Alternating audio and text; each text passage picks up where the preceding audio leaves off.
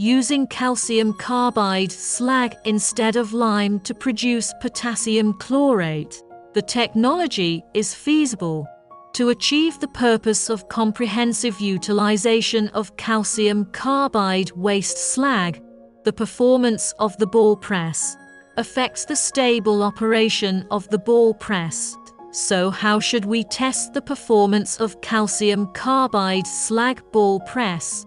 There are many ways to detect the performance of calcium carbide slag ball press. Starting from the actual maintenance work of ball press, it can be summarized into the following aspects: feeling test method, tool test method, physical test method, ball press performance detection method.